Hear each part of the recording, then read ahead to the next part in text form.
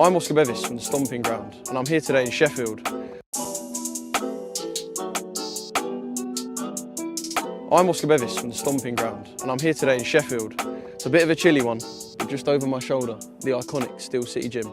Behind those doors, Mick Conlan is working away ahead of his fight, live and free on Channel 5, September the 5th, against Jack Bateson. We're going to go inside, have a little look at Mick training, bit of bag work, bit of pad work, and hopefully see him spar. Let's go.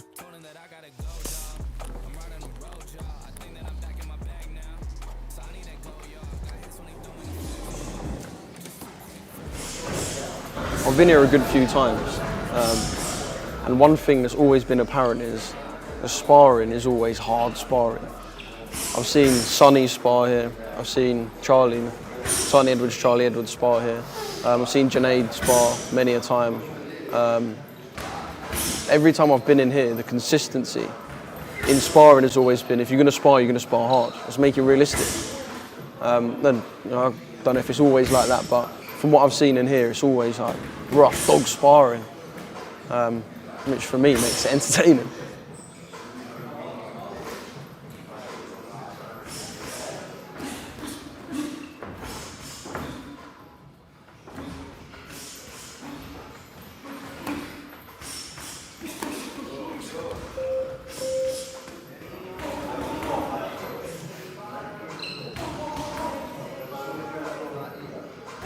That man there is, what, two-time Olympian, bronze in London, robbed in Rio, world amateur gold, European gold, Commonwealth gold,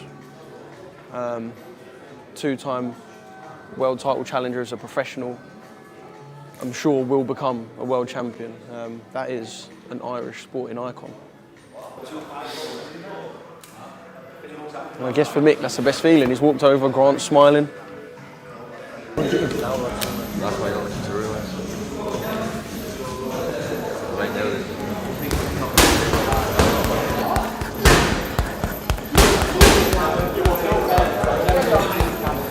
Dublin, September 5th. It's gonna be fucking crazy. Ready to have your fucking sap blown off. It's gonna be a big one. I'm well happy. That's his first 12 rounder in I don't know how long. Well, we've been together, what? 11 months, 12 months, so it takes time learning what I want and everything like that, and it's all coming together. He's just getting better every week by week, and he's putting stuff together like that with two good sparring partners, 6 rounds each like that, and I tell them to set the traps out, straight out of the traps, boom, fast pace. Then I think you saw both of them at the end of it, he was still going strong.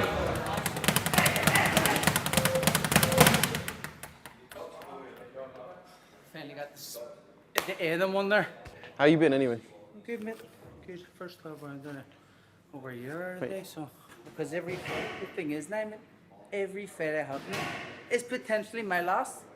If it goes, yeah. So if a fight goes wrong for you, it's your last, right? 100%. Yeah. So I can go in. What sort of feeling? I can go in and just enjoy myself. That's right, like I said, and it's fast, it's the pressure on. People will think it's me. Of course. It's Dublin. Home. Back first time in Dublin. Last chance to learn. But with all them things factored in, I have no pressure. It's the first time. This run of my career is the first time in my career where I've just been at peace. Whatever happens, happens. What has it taken for that to? I mean, a lot of fucking dark times, if I'm going to be honest. I'd say last year, after the last defeat, and then a lot of shit in personal life, I was probably depressed. Nah, probably masked that depression because I went and ran a marathon. Because I needed to do something. If I'd done nothing, I would probably have went crazy and went down a route which is very hard to come back from. And doing shit I shouldn't have been doing. But I ran the marathon, figured out in the training for that I know I have much more to give. I know I have a world title. Now when I'm back to the training camp with Grant, I felt like I'd lost everything. I mean, it was a year out of the ring, a year out of a gym. I did completely out of a year. In that space, you're out in the road and you're by yourself, and you're on 20 mile up and down hills at 5 in the morning in the piss and rain. You find out what's going on in your own head. I know what I have left. I understand it. When I spoke to Grant, he says, I still believe you can do it. And he's seen me train and stuff. He's like, even with how you're going now, I still believe you can do it. I tell him, Grant, I'm not at the spot. He says, I know you're not. You've just been in the ring. Then I've come back into it. And I say, it's sparring and everything has been going great. He says, well, that's shit. And he says, I knew you weren't shit, don't worry. But even at that, this is still just the progression of where I still have to get to. I'm still much better than what I'm showing now, which is a great thing. This is my second camp with Grant, and it's been fantastic. He's a great man, a great coach, very knowledgeable, but also a real human being. You know what I mean? A person I gel with for that, and is on the same wavelength as me. So it's great to be here, and I know what I have to do, and that's go out and get the job done. No matter if I win a world title or I don't win a world title, I'm still the only Irishman ever to win an amateur world title. No one's done it. No one's done it since. So to create that history and be the first, what world champion number would I be? A world champion, the professional? Listen, it's better financially, 100%. But in terms of a history and a legacy case, the amateur probably sits higher. But at the same time, it's a hard one because who gives a fuck really? Nobody really cares. The world's still spinning, isn't it? The world's still spinning. That's it. Nobody actually cares. You just Them achievements only matter to you when you're 70 years old and you're sitting there. Exactly. Yeah. Myself, my family, my kids. That's it's the reason I do what I do. To give my family the best life I possibly can. My kids will have a better education, everything like that. They'll be in a much better position than I was. So I hope they don't bounce. If they did, I would have to back them, but I don't think they like football. So I'm Man City fans and Celtic fans. They're Man City fans. Well, I'm a City fan. Yeah, that's what I mean. Man City fans pisses me off more because as much as you know I don't like Celtic, you support who your dad supports. Yeah. Fair enough. I support Celtic. Well, so I'll tell you how Man City stuff comes around. So when I was younger, Chelsea won the league, Arsenal won the league. Never done needed. Chelsea and Arsenal. One season I supported Chelsea, next one I supported Arsenal. Thierry Henry all out there, yeah. And then my mates were like, "You're a fucking glory." What are you talking about? I support Man City, the first division. I had to stick with them. Me and Road, Sean Goder, and Alka, all out there. That's when I've been there from. I've been there from from back then. But it was because I was a glory hunter. Now, people think I'm a glory hunter. Now you look like the ultimate glory hunter. Yeah. Oh, so I thought your Littlins were City fans because... No, it was because I was a City fan. No way, I didn't know that. I kind of had to be because I was a glory hunter. and then they done what they done. Now There's something about a young Mick watching Sean Goater score goals that I just think... feed the goat and he will score. There you go. Unbelievable. Sean Goder. And then with Sean Ray Phillips, no, came fucking brilliant. Unbelievable. No way. That's mad. Then Chelsea, what have they done the last? Well, because they're shit. Oh, he's won the club world. You want exactly world champions for the next 4 years. For the next 4 years. Fuck a Chelsea, fuck a Rangers, fuck a Celtic. I recognise that middle finger. Yeah, not the cleanest place at the minute. Need the cleaner in. Haven't got one yet. Don't know myself, look at my Hoover. Right. Amazon. Amazon's the goat mid for anything. Anything I need, just Amazon.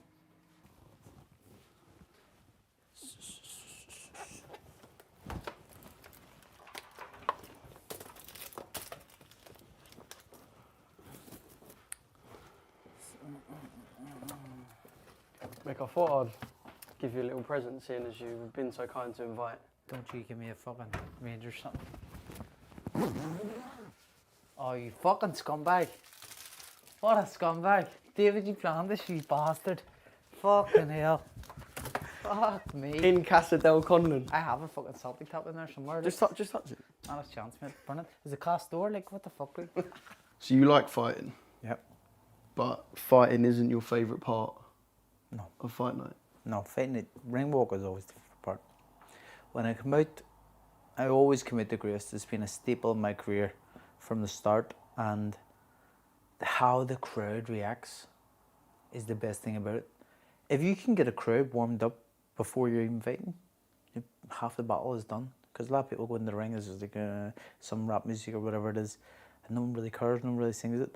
But when you sing a song which is, you know, means so much to a nation, because they all know it and they'll sing along with it, it gets them fired up, and then whatever you put on after, they're just going to be hopping anyway. So it's always the best part. You get them going. It gets me going, puts shivers up my spine every time I'm standing there ready to walk. Probably apart from Brighton, because it wasn't really a raucous crowd. It was a small enough crowd, small enough Irish contingent, and it was still good. But I remember saying to David, I fucking timed this wrong. Standing on the stage going, I'm standing here too long, the ring walk's too fucking short, I need to go back in. But I ended up walking anyway and got it done. But nah, listen, it's a show before the show. It's something that I seen from Nas days. He always gives them a show before the show. Is it selfishly because it's all about you as well? No, listen. Because I know that sounds, like I said, selfish, but Nah, when all the spotlight is on you and the song's playing and people are reacting to the song, but it's a song that you've given them. Nah, it's never about me. It's always about, for me, yes, seeing the crowd sing. That's something that puts warmth inside me and puts warmth in my heart, because you just know that a lot of these people are there for you. So let them enjoy it and then go and put a show on for them. So you're living up here on your own. I know it's quite a deep one to end with. It shows the sacrifice, but how often do you sit there and realise that it's not just you missing the people at home, it's them missing you just as much? Mate, I've missed 3/4 of my kids' lives Fucking hell. with training camps. Like, if anybody says you never sacrifice enough, I would slap them clean the face with an open hand, because my family are my world, like, you know what I mean? Everything I do is for my family. And me being here, sacrificing this, and them sacrificing for me, letting me be away, is the reason I am where I am. You know, I don't think it would have been, if I had trained and lived in Ireland, I probably wouldn't achieve what I achieved and got to where I've got to.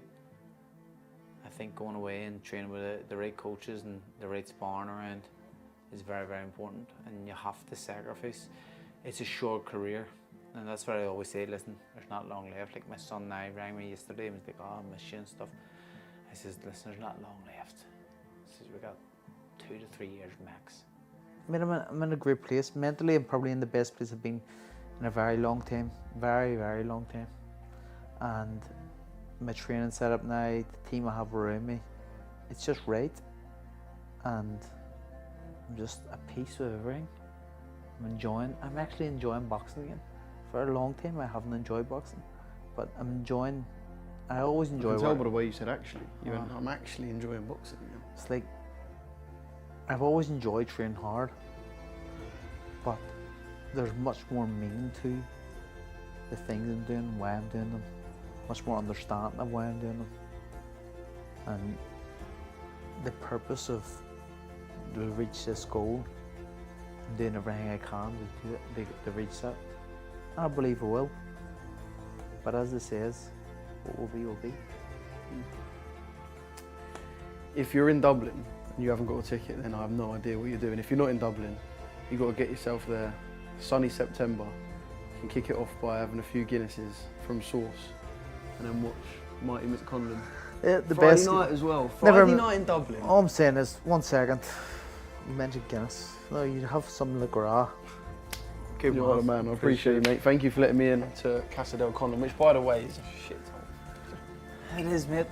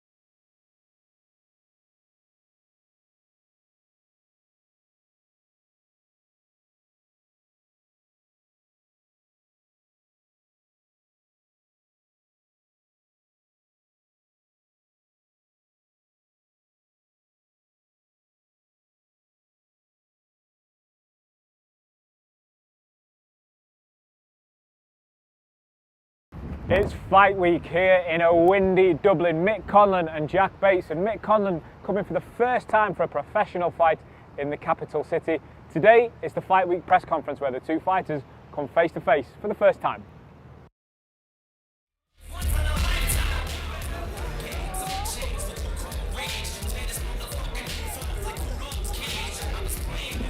Good afternoon, Dublin.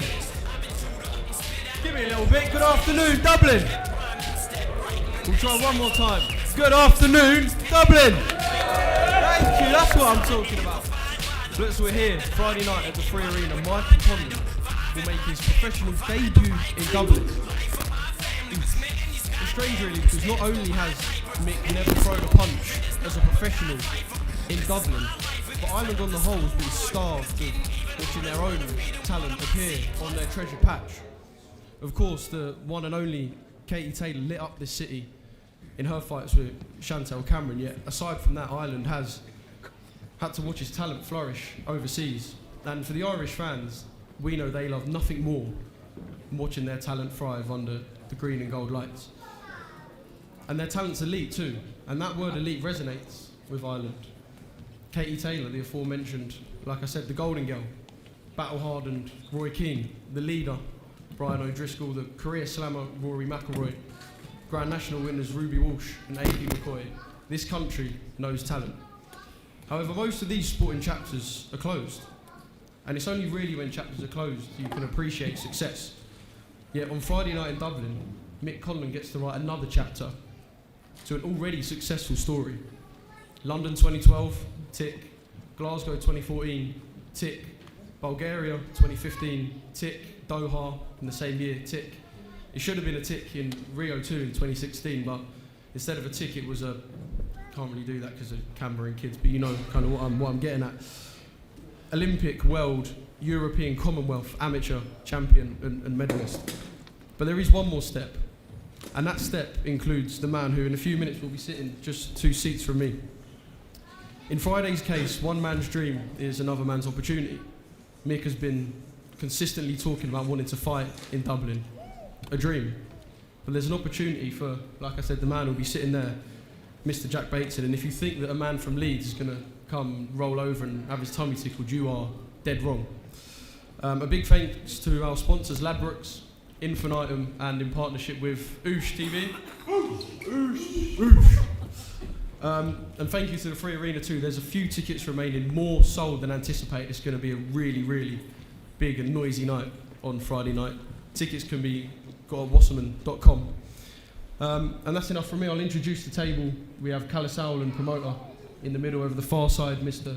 Grant Smith, trainer of Mick Conlan, and just next to me, Mark Bateson, trainer of Jack Bateson. Callum, I'll come to you first. This is significant, this occasion, but it's not really the big story. Yes, Mick will walk out to a cacophony of noise, and he's always wanted to do this, but the big story is, if he loses, world title dreams are over. Yeah, good afternoon all. Lovely to be here in Dublin at a traditional boxing press conference. Yeah, before I get onto that, I mean, like, yeah, this is the stuff that my dreams are made of, at least as a promoter. You know, to be involved in historic moments in the sport. Been blessed to have a few, certainly none here in wonderful Dublin. And, you know, if you look at Mick Conlan and you would arrive from another planet and you were told, this is Mick Conlan's story, you know, blah, blah, blah, there's two things that strike me that is just unbelievable that haven't happened yet. One is that he hasn't been a world champion yet. Two is that he hasn't fought in Dublin yet. So Friday night, live on Channel 5, and we do expect an absolutely raucous atmosphere. We're going to get that tick. And God willing, because he's got one hell of an opponent, one hell of a storyline whenever it's England versus Ireland, Ireland versus England in any sport, he can move on in this high stakes chapter, to what you're referring to, this high stakes chapter of his career, where every move will be watched and talked about and decisive in where he goes from Friday night. But he has to get through this test of fire on Friday night to go on to a world title fight, to go on to those very big fights. And you know, I promoted a few homecomings in my time, let me tell you. And you know, I remember doing one in Sweden where we brought back boxing. It was illegal to do boxing. We had the European title fight was Eric Skoglund.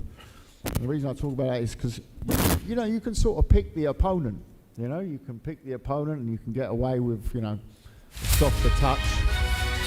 Thank you very much. Sky News is announcing this right now. We are live on Sky News now, so I'll continue. Yeah, no, you can pick the softer touch. That man is not the softer touch. Yeah, he's live. And as I said, he's bringing a big army over here from Leeds, I believe, the Leeds fans. So it's going to be quite an atmosphere. And I'm really looking forward to seeing Mick, but also all these great Irish talents on the card. 12 fights on the card. My brother has not let us down on the matchmaking side of things. We're going to see Ireland's best. We're going to see some of Wasserman boxing's best coming through. We've got Charlie Edwards, former world champ, looking to put his career right back on path. Got some really exciting young names you'll all be seeing around the media the next couple of days. So just very, very excited to be in this wonderful city promoting boxing. So thank you very much.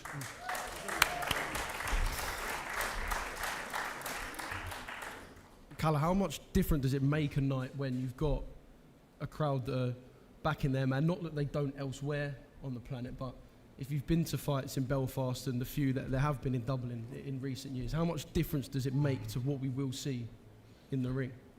Well, I mean, you know, again, you know, I can't choose always what fights I promote, but it's so beautiful, this sport, when it's on a stage when you've got people who care and not just a venue that's been filled up.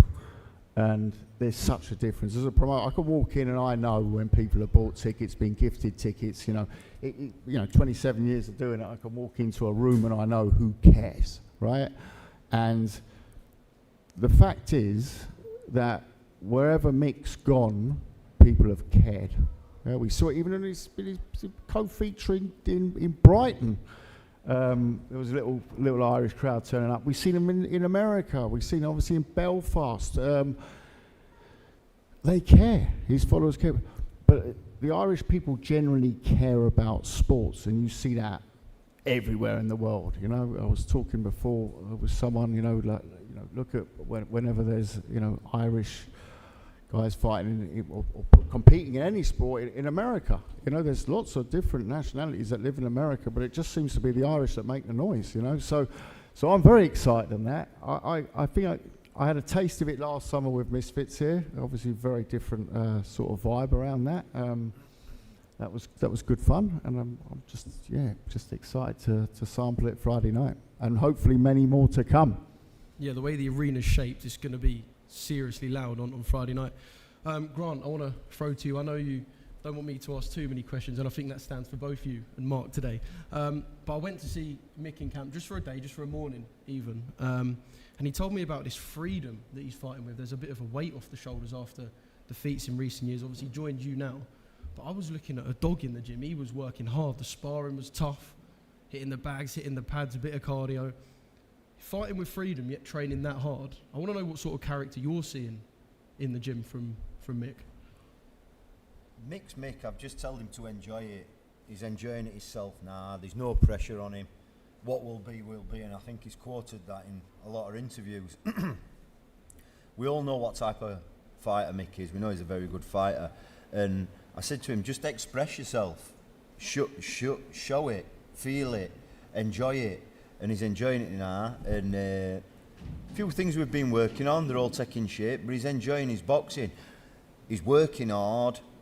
He's always been a grafter, Mick, anyway, and he enjoys being in the gym. But while he's enjoying the gym, he's working hard, and it's making life so much easier for him. And Mark, to you, I know this is a results-focused business, but for those who don't know, I mean, the last name's a bit of a given. Just for you, Jack will be fighting on terrestrial television. It's been a long journey, a hard journey. I know there's been ups and been downs, professional defeats, and obviously missed out on the Olympics as an amateur, but to be fighting on terrestrial TV, it will be huge numbers. Away from the result for a second, just what does that feel inside you? What does that make you feel? Jack's been there before, you know. He might not have boxed on such a big stage, but he's boxed all over the world as an amateur. He knows Mick quite well. You know, Mick was on the Irish team, Jack was on the GB team. I believe that in 2013, Jack won a bronze in Europeans and Mick won a silver. And sort of like, so they know a lot about each other. And like, Jack's up for it, he's ready to go, and it'll be a great fight. Yeah. Brilliant. Right, we'll introduce the two main event fighters to the stage. First, the challenger, Jack Bateson.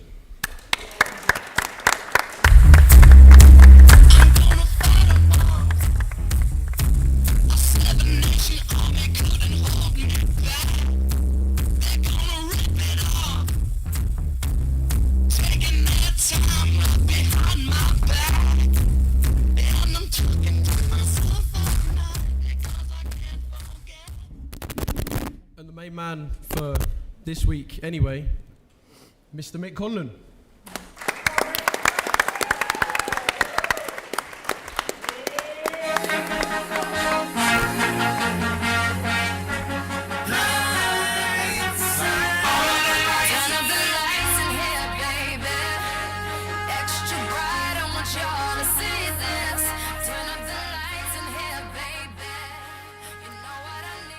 Mick, it's a pretty simple one from me.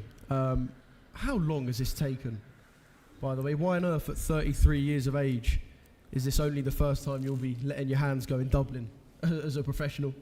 There's loads of reasons, but you know, we're finally here. You know, albeit in the twilight of my career, we're here, and I'm very excited for it. It's going to be a great night. You know, I don't think we picked the best of times or locations for a press conference, but we're here and we'll get it done. I just spoke to Grant about something you said to me when I come to see you train about the pressure being off and there not being much weight on the shoulders. Does this really not incite any fear? Because you'll wake up Saturday morning winner or loser, but if you wake up loser, I mean, a big night that has slipped away, does that not incite fear into you anymore? No, I'm not going to lose, that's the thing, but what will be will be. You know, everything we do is already written, so you know, I've put the work in. I've been honest in the work I've put in and the craft which I've dedicated myself to, which is boxing. So I'm happy with where I'm at, and you know, I'll make sure on Friday night it'll be a win. But listen, I'm not sitting here saying I'm not going to be nervous. Of course I am.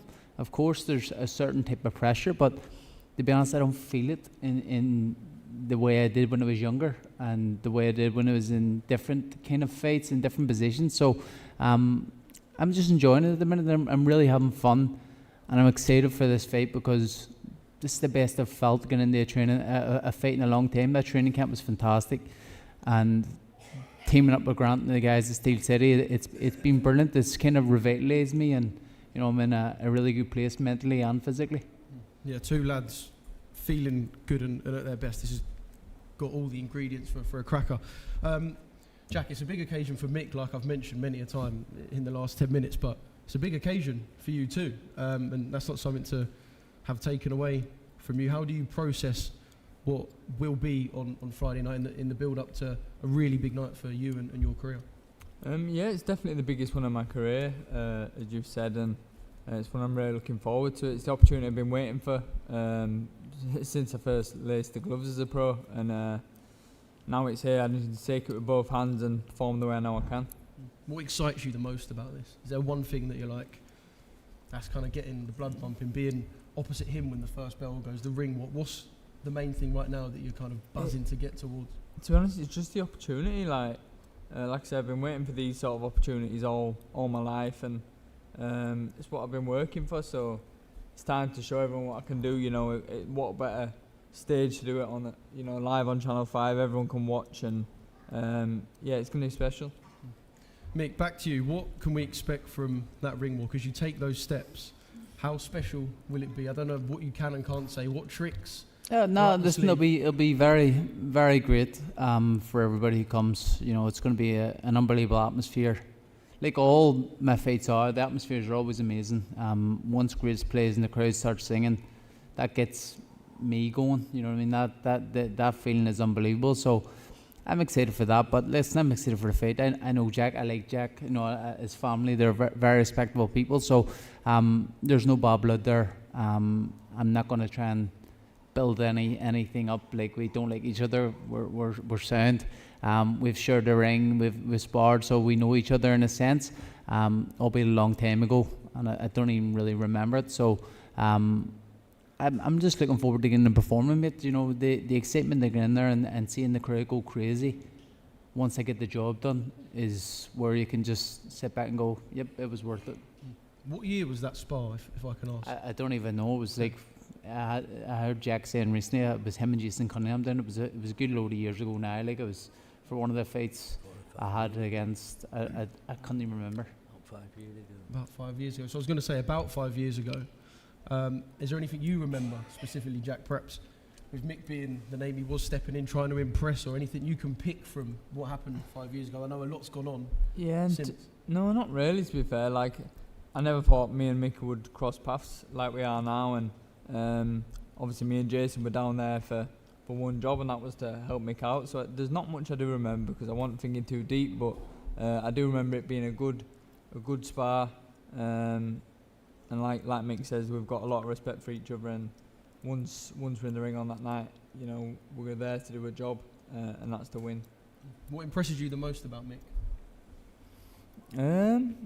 He's had a brilliant career. I think he's done loads that I could say he's done brilliantly, but I'm not going to sit here and start reeling off things about Mick. You know what I mean? You can reel off the things you don't like. We're up for that. We'll save them. Mick, I'll ask you the same question. Not that you want to sit there and try and blow smoke up Jack's backside. But what impresses you about Jack from what you've seen? Listen, I've known Jack a long time. From the amateurs, I remember him. He was a weight below me, I think, but he's a good technical boxer, good ability, tough, gritty man who can dig deep when he needs to, and is always game and fit. So, I need to be on my A game to beat him. He's going to be on his A game. So, I believe I'll have the best Jack Bateson in front of me, and I've got to be the best me to beat him. Calla, what do you want to see from these two? Well, I'm very happy, first of all, that we got a quiet press conference this week, not like the Misfits madness last week. That's the first thing that I'm absolutely relieved about, and I'm sure the security are as well. Of course, I'd like them to, throw chairs at each other now. That's what a promoter wants. But at the same time, this is what it's about. This is about the sport of boxing, and two guys who, for the normal human looking in on these superhumans, and we casually had a fight with each other sort of 5 years ago. I can't really remember it much. It's like speed dating. Look, they both are elite athletes, and we are privileged on Friday night to either have a seat, a gold dust seat in this wonderful city arena, the 3 Arena, or a space on our couch at home to watch them share their pain with us. That's the fight game, right? So, the fact that they're respectful now, that's good. And I'm gonna go on selling it as, we're privileged to watch a bit of the pain that they're going to go through, because they go through their barriers. It's not a marathon. Nothing against marathon runners where they go up against this elusive wall. This is real pain, and we must never forget that. We must never forget what this sport brings and what it does, and our passion to watch it, and that's what Friday night's about. So, may the best man win. Not that you wouldn't train Jack for the best Mick Conlan, but if you're being completely honest, is that Mick Conlan just along from you the best Mick Conlan, or is the best one been, do you think? I think as long as I prepare for the best Mick Conlan, we'll see on Friday night, because end of the day, I don't know what he's been doing in training, how he's feeling. On Friday, I guess we'll see. Mick, is there an acceptance, again, not that I'm suggesting that you wouldn't train as hard as you can for Jack and overlook him, but is there an acceptance from your side that, look, he hasn't fought at a level that I have, that's just a fact? No, from my side is that, I have a man who's very hungry, and it's his big opportunity. Anybody that fights me is always their big opportunity, and whatever happens, they'll have big fights after. So I know that I have a very hungry man who wants to come and take my head off on Friday night. I want to take his head off. I respect him, but I want to take his head off on Friday night. No problem. You know what I mean? That, as Carl said, that's boxing. But, I've prepared as well as I prepare for any other fight. There's been no stone left unturned, no shortcuts taken. So, it doesn't matter what level he's fought at. I've prepared strenuously for this. And sorry, this is the madness of Mick Conlan, by the way. Yeah, this is a free-to-air fight. It's not a pay-per-view fight, right? This Mick Conlan returning to Dublin would sell out against pretty much anyone, but he's gone in for someone who he himself has just said, he's prepared for an absolute war on Friday night. So that, just an insight. I was just sitting there listening to that because we really could have picked anyone. Yeah, and Jack's got absolute ambitions in the sport. It's not someone who's he's not turning up to make up the numbers here and look pretty up here today. He's here to do the job, and that's the madness of Mick Conlan, because he's sort of sitting there, homecoming. I could have Cinderella next to me and it would still be selling out. And it wouldn't really make a difference in terms of where we're going. But he knows as well, at this chapter of his career, he needs this to know, can I get through this to go to the world title fights? Jack will be thinking exactly the same thing, by the way. Yeah? So that's when it's poetry boxing. That's when it's good. That's when it's not, I'm turning up for a payday, I know you'll do 2-3 rounds. They're both prepared for the rounds. Look at them. Isn't they're a bit more quiet today? It's because they're making weight, Simple as that. Don't even Mick's certainly a lot bloody louder normally, that's for sure, I can tell you that. So that's what they're going through for us to enjoy on Friday night, Yeah, it makes a difference, Mick not talking the hind legs off a donkey for a change. I'll ask you Never seen both. him so quiet. I'll ask you both one final question, because you are locked in. You can see that. Look, you've both shown frailties, as you should in a professional career. No one goes through without that being the case.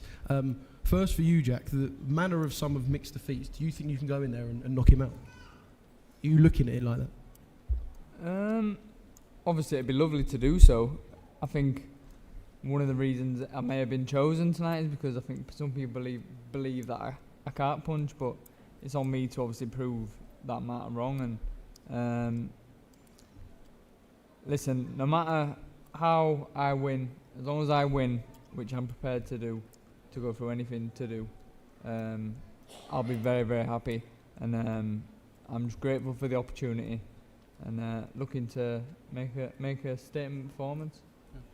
And finally, Mick, to you, we've seen Jack hit the deck. There's been them hairy moments. Do you think you get him into them and you take him out of there and people go, yeah, that's Mick Conlan? Is that what happens on Friday night? I can. I know I can. I believe I will, but I'm prepared for a hard 10 rounds. Simple as that. I know I can, I believe I will. I didn't choose Jack because of anything to do with punch program. Anybody who wears a pair of 8-ounce gloves and gets hit with a pair of 8-ounce gloves can be hurt. So it doesn't matter who you are. It's nothing to do with records or anything like that. It's, I've got someone who's hungry and wants to test me and wants to get to the top. And I need that. I need to be tested. I can't go in against someone I'm going to just win against because I don't prepare in the right way. I probably do prepare in the right way, but I'm just not a threat. And it's too easy at times, and it's kind of probably take my foot off the gas. Where this time, I've drove the car into a wall, basically, going that fast. You know, I've been pushing really, really hard in this camp, and I'm very, very excited for it. You've heard the pair of them. They are locked in, zoned in, Friday night, live and free on Channel 5. Mick Conlan versus Jack Bateson. This is high-level boxio. We're going to go to head-to-heads now and get a couple of pictures. Thank you, lads. Yeah.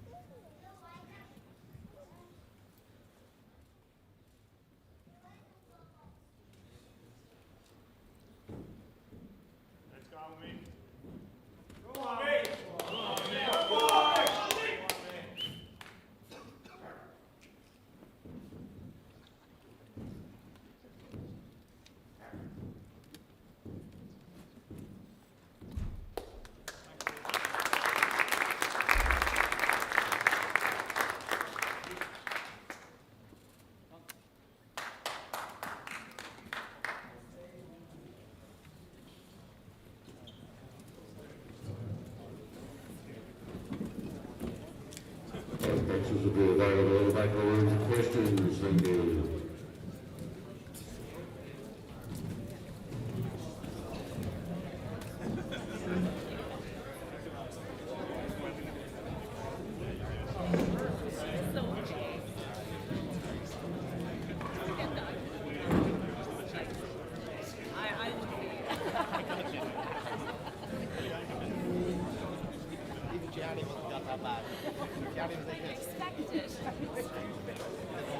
He does that every time the rains are. Give it a kiss.